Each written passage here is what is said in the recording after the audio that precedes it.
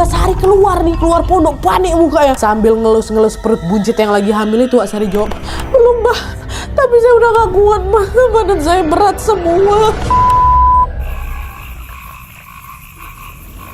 Assalamualaikum warahmatullahi wabarakatuh. Terima kasih sudah klik video ini. Gimana kabar kalian wae? Semoga selalu sehat dimanapun kalian berada ya.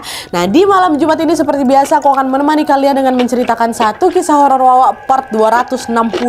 Cepat kali udah nyampe part 260 aja bah. Buat kalian yang gak mau ketinggalan kisah horor lainnya atau juga video-video lainnya, bisa langsung cek aja ke playlist. Ada playlist KHW dari part 1 sampai part sekarang, dan masih banyak juga video-video dari kategori yang lain. Nah, di kisah malam ini Wak, sesuai dengan judul, aku akan bercerita tentang pesugihan melon. Tapi di sini kalian jangan membayangin melon tuh buah ya, buah melon, bukan. Melon di sini tuh merupakan sebuah sebutan untuk salah satu praktek perdukunan yang sering terjadi di daerah Wawa kita, Wak. Dan kalau biasanya aku selalu menceritakan Wawa yang kena imbas dari praktek pesugihan kan, sekarang gantian aku akan bercerita tentang Wawa yang menjadi salah satu saksi dari aksi pelaku pesugihannya.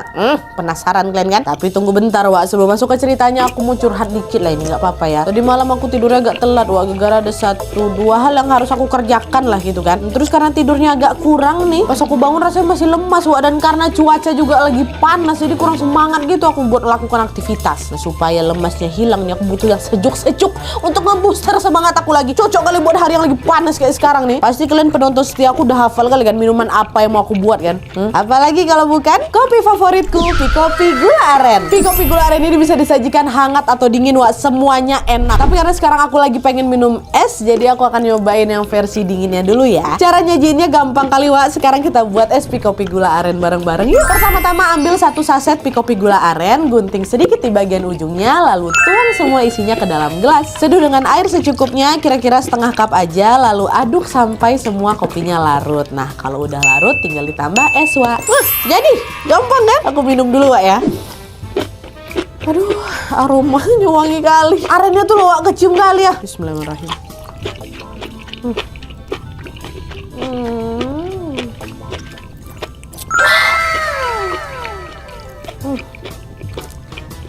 Luar biasa sih. Bukan cuma rasanya aja yang enak Wak, wanginya juga kecium kali. Memang betul Wak, asiknya real kopi aren. Gula arennya cocok kali di lidah aku. Perpaduannya pas dan gak terlalu manis juga. Buat kalian yang suka ngopi juga, aku rekomendasikan kalian untuk nyobain Pikopi Gula Aren. Selain bisa merasakan kopi yang enak dan juga menyegarkan, tentunya dengan membeli Pikopi Gula Aren, kalian juga gak akan rugi sama sekali. Karena pas sekali sekarang lagi ada promo beli 2 gratis 1 Wak. Jadi tunggu apa lagi? Langsung borong ke supermarket dan minimarket terdekat kalian. Pastikan jangan sampai kehabisan Wak ya, dan rasakan sendiri kenikmatan Pikopi Gula Aren.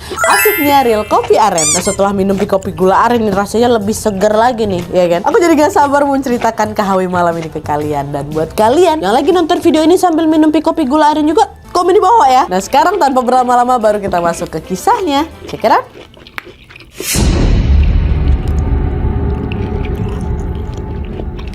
Oke Wak, jadi kisah yang aku ceritakan malam ini dikirim sama Wak kita yang bernama Mamat dari Jawa Tengah. Halo Mas Mamat. Ya, jadi pengalaman horor yang dialami Mamat ini terjadi pada tahun 2021 lalu Wak, ketika dia ini membuka usaha persewaan atau rental mobil. Nah, selama menjalankan usahanya, tidak jarang Mamat ini juga menawarkan jasanya untuk menjadi driver juga. Jadi kalau ada yang rental mobil ke Mamat, mereka bisa minta tuh Mamat buat sekalian jadi drivernya apa enggak lah kayak gitu. Nah, salah satu orang yang pernah menggunakan jasanya Mamat adalah temannya sendiri, namanya Beni Wak. Dan FYI pada saat itu Beni ini udah punya istri namanya Sari, dan Sari ini pun lagi mengandung calon anak pertama mereka, yang mana usia kandungannya sudah memasuki 5 bulan ya. Nah, terus pada suatu hari Beni ini, si kawannya ini, tiba-tiba nelpon Mamat. Dia bilang, "Weh Mat, minggu depan kau sibuk nggak Mat? Aku mau rental mobil kau nih. Terus kalau misalnya kau senggang, kau punya waktu, aku juga pengen kau aja yang jadi drivernya. Bisa nggak?" "Apa Mat?" kata si Beni kan. "Oh bisa. Mau kuantar kemana?" kata si Mamat kan. "Agak jauh Wak, di kota A," kata. "Pokoknya adalah salah satu kota di ujung Jawa Tengah lah gitu kan. Di kota A itu Wak. Kebetulan aku sama istri aku lagi ada urusan di sana." "Oh, si Sari ikut Wak." "Oke, nggak apa-apa, mau kok aku. Nanti kabarin aja fixnya tanggal berapa, nanti aku jemput kalian ke rumah," kata si Mamat. "Oke Mat, makasih ya, sampai ketemu nanti ya." Gitu. Dah. Singkat cerita, hari yang ditentukan ini pun tiba Wak. Ketika Mamat datang untuk menjemput Beni dan Sari, udah bawa mobil nih, ternyata di rumah mereka, di rumah si Beni, lagi kedatangan tamu juga, Wak. Namanya Raka. Raka ini juga kawannya si Mamat juga. Mamatnya apa kan? Ada kau Raka. Udah dari tadi kau di sini? Raka jawab, iya Mat, aku ada di sini juga. Dari tadi ku tunggu kau, katanya. Loh, kau nungguin aku? Ada apa? Nah, belum sempat si Raka ini berkata apa-apa, Wak. Sekarang gantian si Benny nih yang mau dijemput ini ngomong. Raka ikut, Wak, sama kita ke kota A tuh. Soalnya dia yang tahu alamatnya. Jadi nanti dia yang ngasih petunjuk jalan, katanya. Oh gitu. Yalah. Ini sebenarnya kita mau kemana? Alamat siapa yang mau kita tuju nih? Nah, mendengar pertanyaannya Mamat, Wak, Benny ini sempat terdiam bentar tuh. Lalu selang beberapa detik kemudian dia bilang, Mat, kayaknya ada yang mau ngomongin dulu lah, Mat, sama kau. Ada yang perlu aku ceritakan sebelum kita berangkat, katanya. Nah, dari nada bicaranya nih, Nat, macam serius kali gitu kata si Mamat kan. Nah, disitulah Benny pun mulai menceritakan sebuah pengakuan yang membuat Mamat tercengang di situ. Nah, di sini Benny jujur, Wak, ke Mamat kalau alamat yang akan mereka tuju di kota A itu merupakan alamat seorang dukun yang namanya Mbah Didin. Nah, Mbah Didin ini cukup terkenal katanya, Wak, di sana, dan dia punya banyak sekali customer. Dan konon katanya salah satu ritual yang akan menjadi keahliannya Mbah Didin ini adalah pesugihan melon. Ya, nah pesugihan melon itu apa, Nadia? Aku baru tahu juga nih, Wak. Jadi ternyata pesugihan melon itu adalah sebutan untuk praktek pesugihan yang menumbalkan anak dalam kandungan. Ya, oke, makanya melon. Nah, kayak gitulah mungkin lah. Aku juga sotoy aja. Nah, katanya, Wak, pesugihan ini memang sering dilakukan di tempat itu, dan pesugihan ini juga lah yang jadi alasan kenapa Benny mau datang menemui Mbah Didin. Kalian ingat kan istri si Benny, si Sari itu kan lagi menantikan calon anak pertama mereka nih. Hal itu memang bikin mereka bahagia. Bentar lagi kami punya anak. Tapi sayangnya, Wak, di saat yang sama kondisi finansial mereka berdua ini juga lagi terlontang-lantung kali. Si Benny lagi terlilit utang besar, dan dengan kondisi yang sulit itu mereka jadi nggak yakin bisa membesarkan seorang anak gitu. Alhasil mereka pun mengambil jalan pintas, jalan salah, dengan nekat melakukan pesugihan melon dan menumbalkan calon anak mereka sendiri, Wak. Ceritakan ini nih dari Benny ke si Mamat. Dengar itu shock lah aku, Nadia. Kok jangan sembarangan kok ya, Ben ya. Itu darah daging kau loh, kok tega kau numbalkan anakku sendiri. Anak pertamamu loh ini. Gara-gara dia lah kau nanti kau dipanggil bapak. Apa mau kau tumbalkan dia nggak salah apa-apa, Ben. Mat, aku kalau punya cara lain nggak ini yang aku lakukan, Mat. Aku nggak punya pilihan lain. Aku juga ada diskusi kok sama Sari, ini juga bukan keputusan aku sendiri kok. Ini keputusan kami berdua. Nanti, Mat, kalau misalnya kami kaya, kami pasti lebih siap buat besarin anak kami yang kedua, yang ketiga, seterusnya. Biarlah anak pertama ini dikorbankan untuk calon adik-adiknya itu, kata si Benny. Nadia, bayangkanlah tuh, apa yang disampaikan Benny itu bikin aku speechless sekali, kata si Mamat kan. Tapi di situ aku nggak bisa berbuat apa-apa, Nadia. Dia udah kepalang janji pula duluan sama si Benny kan, Wak. Mau nggak mau Mamat ini tetap harus menjalankan pekerjaannya, yaitu mengantarkan Benny dan Sari sama si Raka juga lah ke kota A itu. Di situ Mamat bilang, pokoknya aku di sini nggak mau ikut-ikutan ya sama semua yang kalian lakukan di sana ya, Ben ya. Aku cuman sebatas ngantar aja. Kau bayar aku buat ngantarin kau kan. Aku di sini lagi kerja, kata si Mamat gitu. Iya, Mat, aman. Udah, kau cuma nganterin aku aja kok, katanya. Jadi di sini si Mamat ini cuman mau nganterin teman dan istri temannya untuk melakukan ritual pesugihan melon. Udah tuh, setelah semuanya siap, Wak, Mamat, Benny, Sari, sama Raka ini pun memulai perjalanan menuju ke kota A. Setelah berkendara selama kurang lebih 3 jam, akhirnya sampailah mereka, Wak, di rumahnya Mbah Didin ini. Tanpa banyak basa-basi lagi, Benny pun langsunglah menyampaikan bahwa maksud kedatangan mereka ke sana adalah karena mereka mau melakukan pesugihan melon, Mbah. Mbah Didin langsung jawab, oke, gampang itu, Mas. Tapi ritualnya nggak bisa dilakukan sekarang nih, karena ada beberapa syarat-syarat yang harus kalian penuhi dulu. Lengkapi dulu semua syaratnya, nanti baru Mas Benny, Mbak Sari sama istri datang lagi ke sini ya. Oke, siap, Mbah. Apa syarat ya, kata Benny kan? Siapkan kain mori, dupa, kemenyan, jajanan pasar bermacam-macam jenis, sama 1 kardus berukuran besar, dan uang tunai 3 juta rupiah yang nanti uang ini akan dilarung ke sungai. Itu syaratnya. Sanggup nggak? Kata Mbah Didin. Oh, sanggup, Mbah. Nanti kami akan siapkan semuanya. Terima kasih, Mbah Didin. Kami balik dulu, kami siapin, nanti kami datang lagi, kata si Benny. Dah lah tuh. Nah, balik lagi lah, mereka kan mau siapin semua itu. Di perjalanan pulang, Benny ini bilang ke Mamat, wah, kalau nanti pada saat dia sama si Sari ini balik lagi ke tempat yang Mbah Didin untuk melakukan ritual pesugihan itu, mereka minta agar Mamat inilah yang nganterin lagi ke sana. Mereka memang nggak mau pakai driver lain karena mereka takut semakin banyak orang yang tahu tentang perbuatan nekat itulah. Jadi biar Mamat aja lah yang tahu, dia juga kawan kita kok. Jadi tugas aku nggak selesai di situ aja, Nan. Aku harus ngantar mereka lagi. Di situ Mamatnya memang nggak bisa nolak, Wak. Lagi-lagi dia hanya mengiyakan saja permintaan dia si Benny gitu kan. Nah, beberapa hari kemudian Benny pun ngabarin lah Mamat kalau semua persyaratannya itu sudah siap nih Wak, dan mereka akan berangkat ke rumah Mbah Didin lagi di hari itu juga. Dan mereka pun lalu berkumpul lah lagi di rumahnya si Benny, dan pada jam 2 siangnya mereka pun berangkat lagi ke rumahnya Mbah Didin. Sama Wak, yang berangkat 4 orang juga, ada si Mamat, Benny, Sari sama si Raka. Nah, sekitar jam 5 sore akhirnya mereka sampailah di rumahnya Mbah Didin. Kebetulan pada saat itu rumahnya Mbah Didin ini lagi kedatangan tamu Wak, lagi kedatangan pasiennya lah gitu, sehingga mereka dipersilakan untuk menunggu sebentar di teras depan rumah. Selama duduk di teras itu, mereka nggak cuma berempat aja, mereka ditemani sama anaknya Mbah Didin, kita sebut aja lah namanya Mas Pur. Dan untuk mengisi waktu iseng-iseng si Mamat ini nanyalah ke anaknya Mbah Didin kan, si Mamat ya, bukan si Benny. Mamat nanya, Mas, biasanya orang yang datang ke sini karena ada perlu apa sih Mas? Mereka juga semuanya mau pesugihan melon kah? Kata si Mamat kan. Macam-macam Pak, ada yang pesugihan melon, ada yang cari penglaris tuyul, ada. Tapi nanti biasanya ritualnya nggak di sini, karena kalau di sini terlalu rame orang. Nah, terus ritualnya di mana? Kata Mamat lagi kan, di desa sebelah Pak. Bapak saya punya pondok khusus untuk ritual di sana memang. Oh, berarti nanti kita semua ke sana tuh? Iya pasti. Nanti semua persyaratan juga nanti dibawa ke sana kok, kata anaknya, kata Mas Pur ini kan. Nah, setelah menunggu beberapa lama, tamunya Mbah Didin tadi pun akhirnya pulang. Selesai pasien yang sebelumnya balik, Mbah Didin langsung lah ngampirin mereka dekat luar tuh. Mana alat-alat persyaratannya? Dicek lah itu kan, diperiksa lah itu semua syarat yang diperlukan untuk ritual tadi. Dicek ya udah lengkap apa belum. Nah, setelah memastikan semuanya siap dan lengkap sesuai dengan perkataan Mas Pur tadi Wak, mereka pun memang betul berangkat ke pondok di desa sebelah tepat setelah azan maghrib berkumandang. Oke, setelah ini kita akan ritualnya dekat desa sebelah. Jangan di sini ramai, kata Mbah Didin. Nah, pondok Mbah Didin ini Wak berada jauh kali di ujung kampung yang memang terpisah dari pemukiman warga. Jadi udah beda desa, itu pun ke ujung kali. Suasananya sepi, nggak ada penerangan lampu sama sekali. Nadia itu tuh jalan ke sana itu dikelilingi rimbunan bambu katanya. Dan lokasinya tepat berada di samping sungai besar. Mobil yang mereka naik itu nggak bisa masuk Wak, kan jalannya sempit kali. Nah, hasil mereka harus turun, mereka harus parkir mobil di mana? Mereka turun di ujung gang dan lanjut berjalan kaki menuju ke pondok si Mbah Didin ini, pondok prakteknya lah.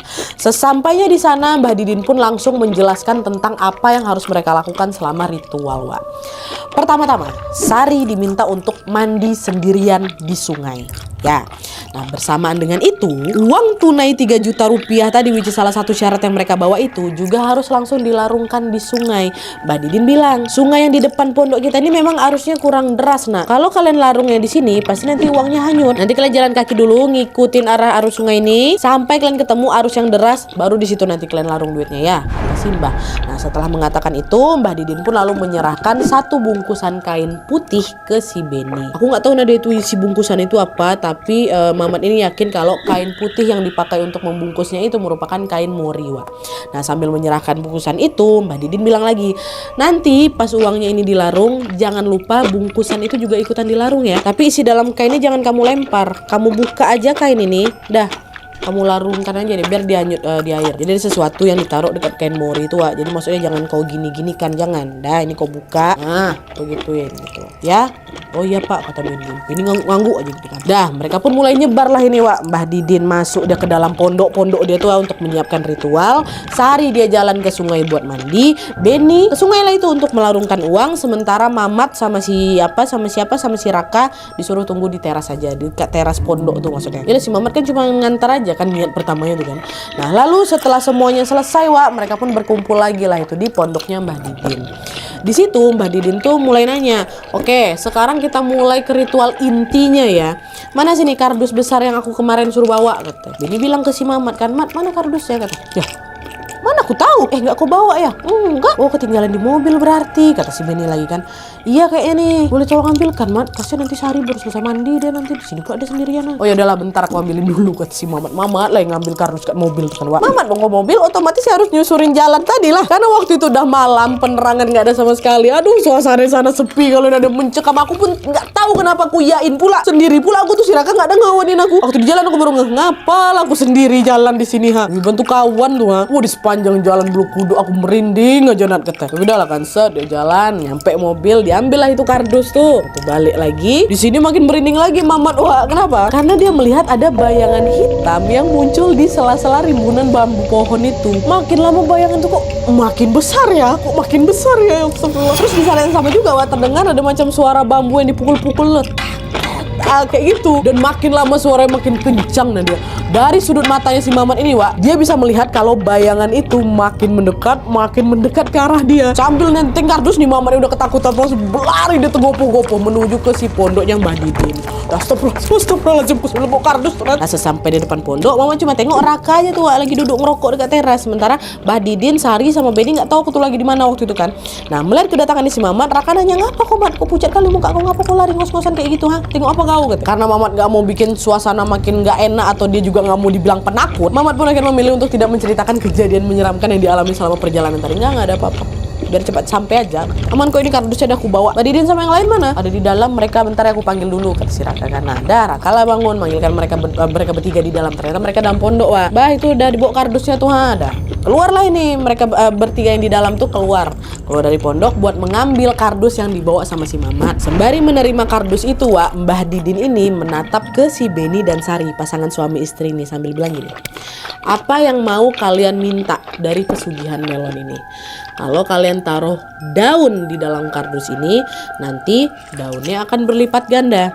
Kalau kalian taruh uang, maka uangnya yang akan berlipat ganda. Wah, dengan kompak Beni sama si Sari langsung jawab, oh tentu kami pengen uang aja Mbah yang banyak. Ya udah, berarti kalian udah tahu ya harus kalian taruh apa kardus ini, kata si Mbah. Nah, Beni Sari ngangguk aja tuh, Nat. Nah, mereka pun lalu mengeluarkan selembar uang 100.000 dari dalam dompet mereka, ditaruh tuh, Nat, di dalam kardus tuh. Berarti tujuannya apa? Mereka mau uangnya berlipat ganda, ya kan? Nampak aku, Nat, dimasukin duit tuh. Nah, udah dimasukin, Mbah Didin bilang lagi, Mbah mau nyiapin ruangannya dulu, kalian semua tunggu di sini ya. Mbah Didin masuklah itu ke dalam pondok sambil bawa kardus yang berisi uang tadi itu. Dia masuklah ke dalam si pondok itu. Mereka tunggu di luar. Entah apa pastinya yang dilakukan sama Mbah Didin pada saat itu, mereka hanya bisa menunggu di luar. Gak bentar loh, berjam-jam mereka tunggu di luar tuh.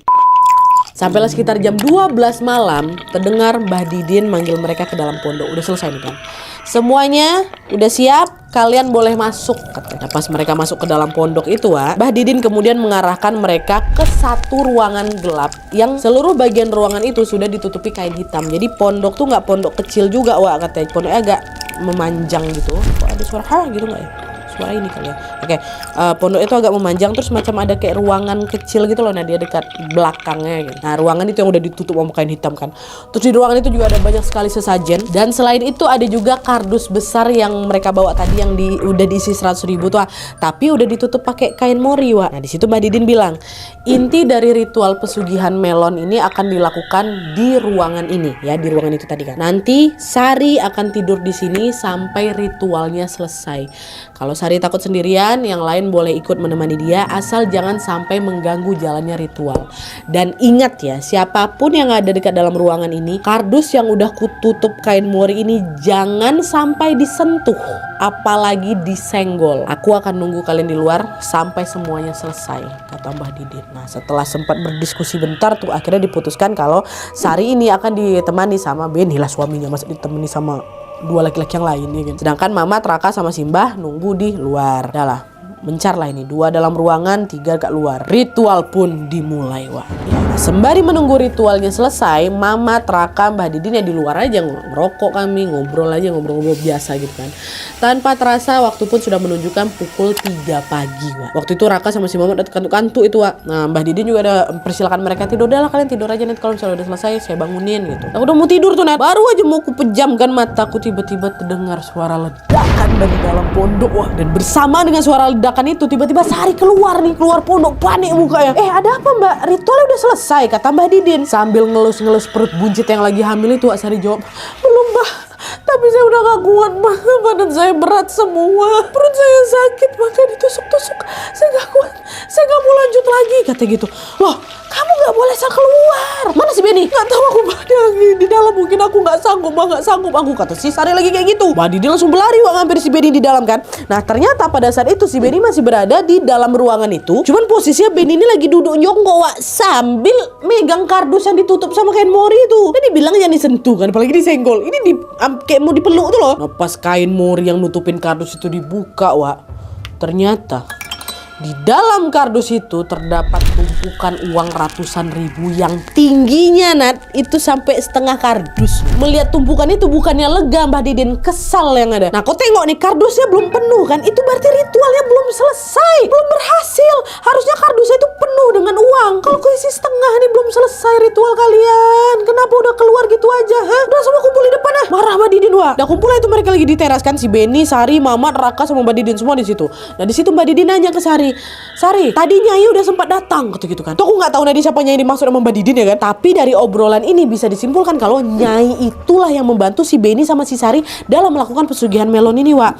Terus Sari jawab, "Iya Mbah, udah. Tadi aku udah nengok nengok Sari pula, nengok Nyai." Nah, itu berarti perut kok kerasa ditusuk macam jarum itu waktu itulah Nyai itu memang lagi ngambil bayimu. Kan kau tahu pesugihan kali ini kan memang bayi yang jadi tumbalnya kan. Kau juga udah mau numbalin bayimu kan. Harusnya kau tetap diam sampai Nyai itu selesai. Kalau kalian tiba-tiba kabur kayak gini, yang adanya itu malah marah lu sama kalian. Kata Mbah. Nah, dengar omelan Mbah Didin kayak gitu, Sari cuma terduduk lemas aja.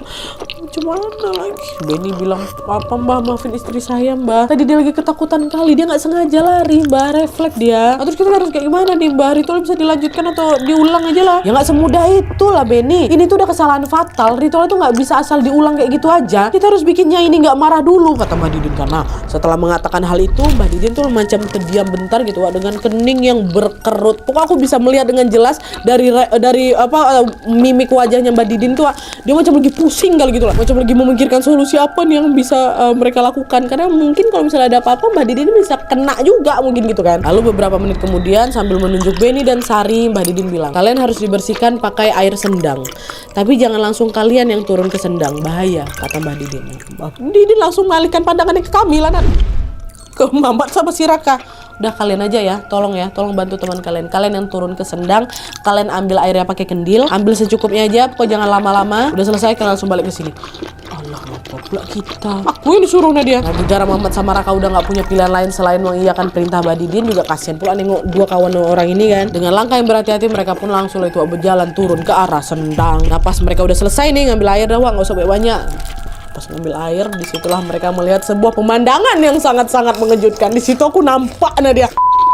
Jadi nih, tepat ketika mereka mau naik lagi ke arah pondok, tiba-tiba mereka berdua, jadi nggak cuma aku aja, Nadia, kata si Mamat, si Raka juga. Mereka berdua melihat ada seorang perempuan dengan pakaian seperti kerajaan Jawa sedang berdiri di tengah sendang sambil gendong bayi. Perempuan itu menatap mereka berdua sambil bilang, "Bayi ini akan kubawa pergi. Bilang ke temanmu kalau aku sudah tidak marah sama mereka. Tapi kalau mereka mau meminta haknya, mereka harus datang ke sini dan minta maaf langsung dengan suara gemetar. Ku jawab, "Oh, Nyai, mohon ampun jika ada salah." Aku cuma bilang itu udah dia. Langsung balik badan kami, buru-buru balik itu ke pondok. Mereka berdua ketemu Nyai itu. Dan seolah sudah tahu apa yang terjadi waktu mereka datang, Mbah Didin langsung nanya, "Kalian barusan ketemu Nyai Lanjar ya?" Nyai udah bawa bayinya, Mbah. Katanya Nyai juga udah nggak marah. Tapi kalau Beni sama Sari mau minta haknya, mereka harus minta maaf langsung ke Nyai. Dengar itu, Wak, tanpa mengatakan apa-apa, Mbah Didin tuh tiba-tiba langsung berlari masuk ke dalam pondok. Spontan Mamat sama kawan-kawannya ikut juga berlari ngikutin Mbah dari belakang kan. Dan pada saat itu Mbah Didin langsung menuju ke ruangan gelap yang dipakai buat ritual tadi. Dan sesampainya di sana, Mbah Didin segera langsung membuka kardus besar yang ditutupi mori. Ya, kalian tadi kan berapa uangnya? Ada setengah kan? Setengah kardus kan katanya. Nah, pas Mbah Didin buka lagi kain morinya, Wak, betapa terkejutnya mereka ketika melihat kalau kardus itu kosong melompong, lenyap uangnya entah kemana. Nah, dia lenyap. Mbah Didin bilang, uangnya udah diambil lagi sama Nyai. Kalau kalian mau uang tadi kembali lagi, kalian harus mengulang ritualnya dari awal dan tentunya memberikan tumbal baru. Kalian udah nggak bisa lagi menumbalkan bayi kalian yang ada dalam perutnya si Sari sekarang. Karena meskipun sekarang perutnya si Sari ini masih buncit dan bayinya masih ada di dalam, sebenarnya sebagian anak kalian juga sudah diambil oleh Nyai Lanjar.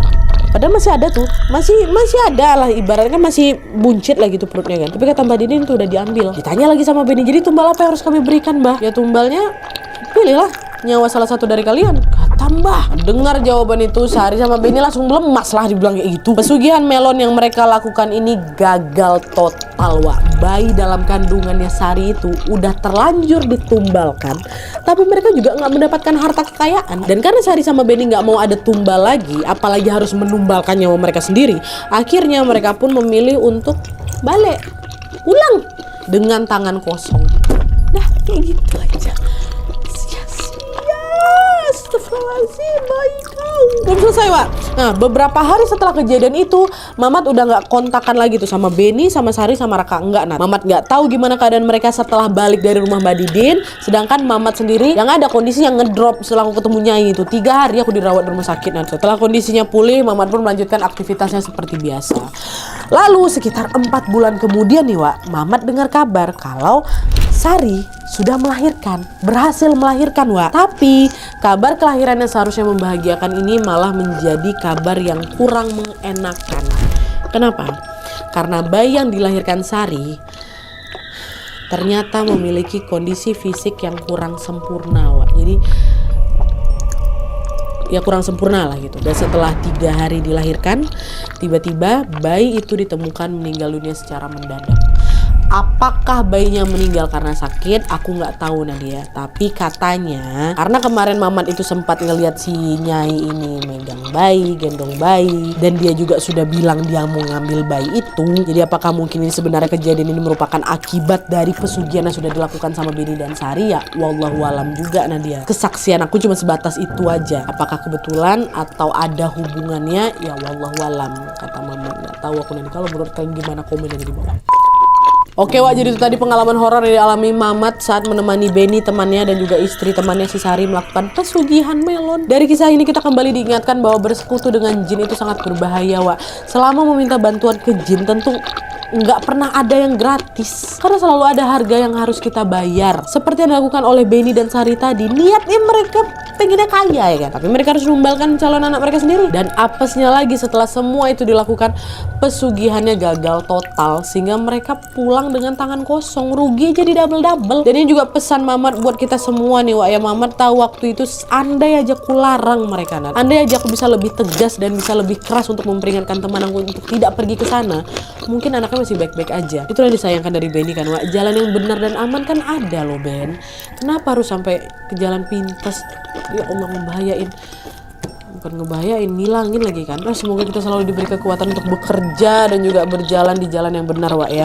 Ingat, hukum tabur tuai itu nyata. Apa yang kita tabur itu juga akan kita tuai. Kalau dari awal caranya udah salah, pasti hasil akhirnya nggak enak juga. Ya. Oke, Wak, jadi sekian dulu videonya. Kalau misalnya kalian juga pengen berbagi kisah horor, jangan lupa kirim aja kisahnya ke email kisahhororwawa@gmail.com. sertakan juga nomor WhatsApp sama Instagram kalian supaya nanti kami gampang hubungin kalian kalau misalnya kisahnya di-up di video selanjutnya.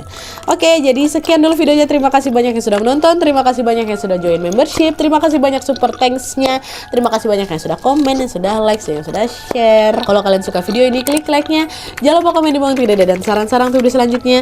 Jangan lupa nyalain notifikasinya supaya kalian tahu kalau aku upload video baru. And as always, jangan lupa untuk klik tombol subscribe supaya kalian sama-sama tahu informasi menarik dan menegangkan dari channel aku. See you next video, bye.